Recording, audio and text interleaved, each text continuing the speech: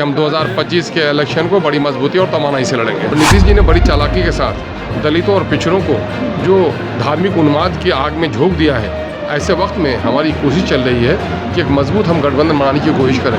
नदियों के कटाव के ऐसे लोग बेघर हो गए हैं, उनके लिए बोदोबाश का तो मामला छोड़िए, उनके खान पान का नज़्म नहीं है। लाखों का काम कराकर करोड़ों के पैसे निकाल रहे हैं, इनके ठेकेदार मालामाल हो रहे हैं, इनके मंत्री मालामाल हो रहे हैं, इनके डिपार्टमेंट के लोग मालामाल हो रहे हैं। आने वाले बिहार विधानसभा चुनाव को लेकर असदुद्दीन ओवैसी की पार्टी पूरी तरह से अपनी तैयारियों में जुट गई है।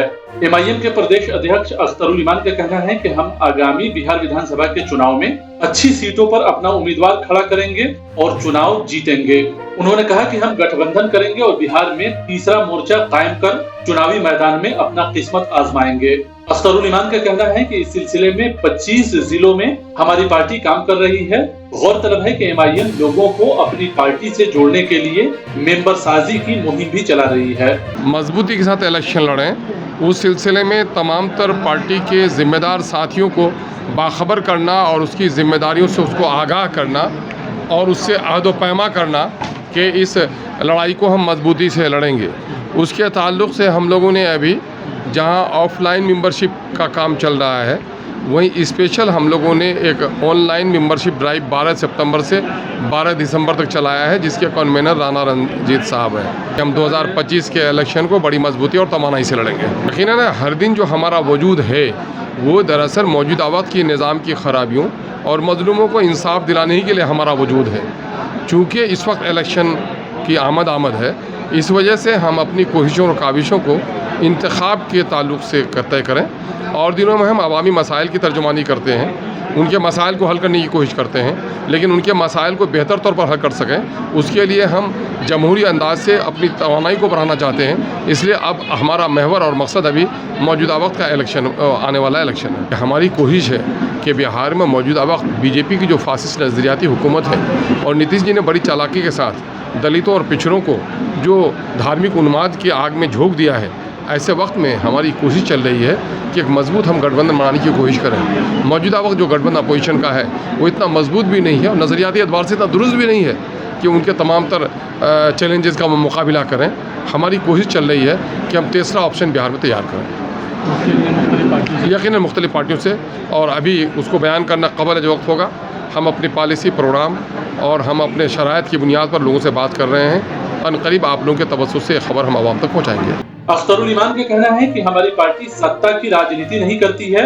उन्होंने कहा कि हम दलित, अल्पसंख्यक और कमजोर लोगों को इंसाफ दिलाने की लड़ाई लड़ रहे हैं। उनका कहना है कि हमारी तादाद कम है, लेकिन हमारे पास ईमानदार लोगों की टीम है जो अपने फायदे के लिए नहीं बल्कि समाज के उत्थान और उसकी तरक्की के लिए काम कर रहे हैं। उन्होंने दावा किया कि आने वाले विधानसभा चुनाव में सत्ता का दम भरने वाली पार्टियों को एहसास हो जाएगा कि आम लोग क्या चाहते हैं। और पार्टियां तो सत्ते के लिए लड़ाई लड़ती हैं, है ना, किसी के साथ भी समझौता करके वो सिर्फ अपनी सियासी रोटी सेकती है। और एक लंबे अरसे के बाद, मैं तो मुबारकबाद दूँ, मेरे पास अल्फाज नहीं हैं, कि आज़ादी के 78 सालों के बाद मुस्लिम अक़लियत के दरमियान में से क़यादत की आवाज़ उठी है, यह अपने आप में एक तारीख़ी कदम है।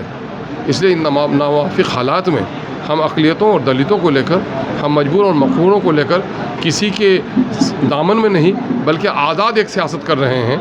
और इन चंद सालों के दरमियान में अगर 25 साल तक हमारी तंजीमी साख कायम हो गई है तो ये हमारे लिए बड़ी बात है। लेकिन यह ज़ाती मुफाद वाले लोग नहीं हैं, यह समाजी समर्पण, समाजी मुफाद, मिली मुफाद और कौमी मुफाद जिनके सीने में है, मुअज़्ज़न है, ऐसे ही लोग हमारे साथ चल रहे हैं। वो अपने तमाम तर इन मौक़े की कुर्बानी देकर हमारे साथ चल रहे हैं। इसलिए औरों का पैगाम और है और अपना पैगाम और है, इसलिए इसके साथ जो लोग चल रहे हैं, भले ही हमारी जमात औरों के मुकाबले में कम नज़र आते होंगे, लेकिन बड़े पाबंद अहद लोग हैं, नज़रियाती लोग हैं और इस सूबे बिहार में दलितों और मजलूमों को उनका वाजिब हक़ दिलाने के लिए वचनबद्ध लोग हैं हमारे। अख्तरुल इमान का कहना है कि बिहार अभी सैलाब से जूझ रहा है और कई जिलों में हजारों लोग बेघर हो गए हैं, लेकिन बिहार की मौजूदा सरकार सत्ता के नशे में चूर है और वो जमीन पर बाढ़ग्रस्त लोगों की मदद नहीं कर पा रही है। उन्होंने कहा कि मुख्यमंत्री कहते हैं कि राज्य कोष पर पहला हक आपदा पीड़ितों का है, लेकिन उसकी पूरी पोल खुल गई है। अख्तरुल ईमान ने कहा कि मुश्किल में फंसे लोगों की दूसरी जरूरतों को तो छोड़िए, उनके खाने पीने का भी सरकार मुनासिब इंतजाम नहीं कर सकी है। बस्तियों से सड़कें कट गई हैं, नदियों के कटाव के से लोग बेघर हो गए हैं।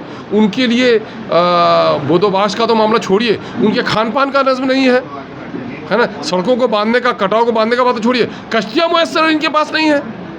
एक कश्ती मुयस्सर नहीं है मेरे ज़िला में जो बाढ़ पीड़ितों को लोग इनके पौधों को, केले के पौधों को काट कर वो पार उतरने का अपना वो बूढ़ा बनाते हैं।